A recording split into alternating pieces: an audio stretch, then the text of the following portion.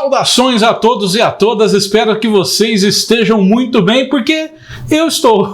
Eu sou o professor Justino e você já sabe que aqui comigo do lado de cá está ele, o Justininho. E hoje nós vamos falar sobre um tema que talvez, acho que com certeza, todos nós que queremos, desejamos e gostamos de ser professores e professoras, precisamos pensar um pouquinho e quem sabe descobrir como sermos professores inesquecíveis. E é sobre esse tema que nós vamos falar hoje com vocês. Afinal de contas, logo para te incomodar, eu já digo o seguinte: da matéria todo mundo consegue. Passar matéria no quadro todo mundo consegue. Entregar conteúdo e cumprir a risca ali o conteúdo todo mundo consegue. Eu quero saber qual a diferença que você consegue fazer para o seu estudante. Será que você vai conseguir ser ou é um professor inesquecível? Tudo isso que eu vou falar para vocês está sustentado nas teorias de Henri Vallon. Lembra lá quando a gente começa a estudar as didáticas? É o Vallon, ele mesmo. E aqui no Brasil, nos estudos do professor Sérgio Leite, o grupo da afetividade lá da Unicamp. Dá um Google aí que você acha. Vamos descobrir como sermos professores e professoras inesquecíveis? E esse é o caminho da afetividade. Então quer dizer que eu tenho que sair abraçando todo mundo no meio da escola? Não! Significa algumas dicas que eu vou passar para vocês. Olha só. Paixão pelo objeto do seu conhecimento. Gente, a afetividade contamina, ela espalha. Quanto mais eu me apaixono, quanto mais eu sou apaixonado por aquilo que eu ensino, mais aqueles que estão junto comigo querem aprender. Saber, o professor estudar, conhecer, ser um professor pesquisador, não apenas um repetidor de conhecimento. Isso faz com que você se aproprie mais e melhor do seu conhecimento. E essa paixão sua contamina os seus estudantes. Pensa nos professores que são seus professores inesquecíveis. E pensa em como você se tornar um. Decisões pedagógicas coerentes com o compromisso de aprendizagem. Nessa nossa conversa de hoje, eu quero falar justamente um pouquinho sobre planejamento, para você ser um professor inesquecível que planeje com coerência. Não adianta eu ensinar para o meu estudante a lei da gravitação, vamos falar da física, né? A lei da gravitação universal, e aí na prova eu cobro para ele fazer um foguete. Gente, a grande maioria dos nossos estudantes e de nós não daremos saltos quânticos. Nós vamos escalar, nós vamos conhecer etapas, processos, debates, discussões, mas no momento de avaliar, no momento de construir a nossa aula, não precisamos e não podemos pensar em saltos quânticos. Eu vou lá e ensino um conceito, ensino outro conceito, aí na minha avaliação eu cobro que o estudante faça uma verdadeira tratado e uma construção metodológica. Ele não vai fazer isso na hora da sua avaliação. E aí você se frustra, eu me frustro, a gente fica frustrado. Então nós precisamos tomar decisões pedagógicas coerentes com o compromisso da aprendizagem.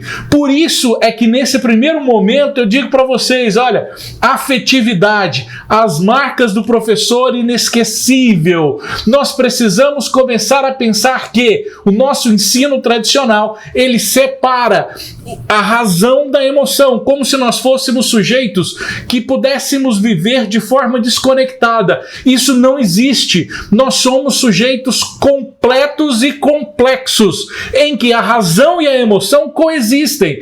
Por vezes, o ensino que nós chamamos de tradicional valoriza ao extremo o cognitivo do sujeito e coloca do lado as emoções.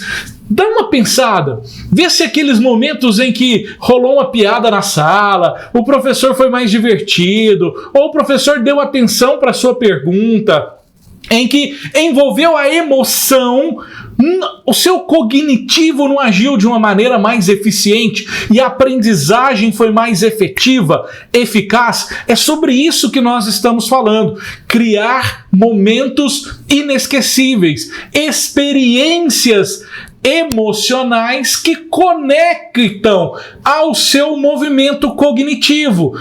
O mundo do ensino tradicional não leva isso em consideração. É como se nós, sujeitos que somos razão e somos emoção, no momento de aprender, os sentimentos fossem deixados de lado e a afetividade não contasse. Lembra daquele professor que você gostava? Sabe, o gostar, eu gosto, acho legal, eu vou para a aula dele, ele conversa com a gente, ele bate um papo. Isso é estratégia de ensino e aprendizagem. Quando eu crio um canal de acesso emocional ao meu estudante, ele se torna disponível à relação de ensino-aprendizagem. Olha a palavra que eu falei, hein? Relação. Porque não sou eu falando e meu estudante aprendendo, somos nós construindo essa relação. É um processo de aprendizagem. Por isso que é relação ensino-aprendizagem. E essa relação ensino-aprendizagem entre eu, o meu estudante e objeto de conhecimento passa necessariamente pelas emoções, pela afetividade. De novo, não é dar tapinha nas costas, não é levar presente para o seu aluno, não é isso. Significa criar um ambiente afetivo. E para isso, é claro que eu preciso planejar e pensar na minha aula, para que nós possamos pensar e sermos professores inesquecíveis, em que a emoção e a razão mediem o processo de conhecimento. E aí a apropriação dos conteúdos se faz por uma aproximação afetiva também com os conteúdos. E aí eu digo para vocês, esse planejamento pedagógico precisa ser muito bem feito. Gente, tem professor que vai para a sala de aula e não sabe. Eu sou mineiro, né, gente? Onde eu tô, para onde eu vou. De onde eu estou, para onde eu vou. Gente, a sua aula, se tem 50, 100, 200, 400 minutos, pensa que ela é um roteiro. Ela precisa ter início, meio e fim. Eu preciso chegar ao final de uma aula e saber por que aquela aula existiu. Aquela aula precisa ter momentos de emoção, momento mais chato, momento que você vai copiar, momento que você vai olhar para o quadro, mas não podem ser estratégias únicas. Anota aí, hein? Estratégias únicas são péssimas. Tente sempre variar as suas estratégias. Escolha dos objetivos de ensino. O que eu vou ensinar? Por onde eu vou começar? É importante você fazer isso no seu planejamento. Olha, se você não... Alice no País das Maravilhas. Quem não sabe para onde vai, qualquer caminho serve. Você precisa pensar que ao final... Imagina, eu vou ministrar uma aula. Ao final dessa aula, o que o meu estudante deveria saber de mais importante? E quais as ferramentas, os métodos eu vou utilizar para que ele consiga chegar nesse objetivo? Junto comigo. Clareza de desempenho esperado ao final de um curso.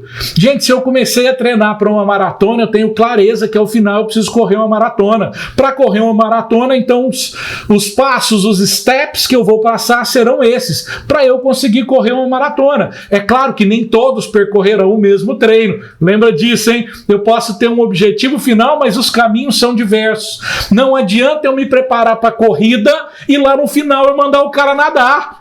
Tem muitos de nós, e eu não me excluo de nenhuma crítica, hein? Que você chega para o seu aluno, ensina ele a nadar e no final manda ele correr. Você precisa ser coerente na sua organização pedagógica. Pensa que a sua aula é um início, meio e fim. E os métodos que você vai lançar a mão, que você vai utilizar durante a sua aula, tem que ser coerente com esse objetivo. Por isso, olha lá o Justininho falando para nós. Escolha dos procedimentos de ensino. É o como ensinar. Agora, se eu não sei onde eu estou, para onde eu vou, eu não preciso escolher nada no meio do caminho. E se nesse meio do caminho eu estou tão perdido quanto o meu estudante, adivinha? Sono, apatia, esse professor é ruim demais, você não encanta, repetição. A afetividade contagia a sala de aula. Se eu não sei para onde eu vou, qualquer caminho serve. A sua aula precisa começar e encerrar no tempo que você disponibilizar. Sejamos significativos, sejamos emocionantes, que nós possamos ser professores e professoras cada dia melhor. Esse é um. Tem mais vídeos sobre esse tema aí no meu canal, beleza? Você já sabe, né? A gente se vê.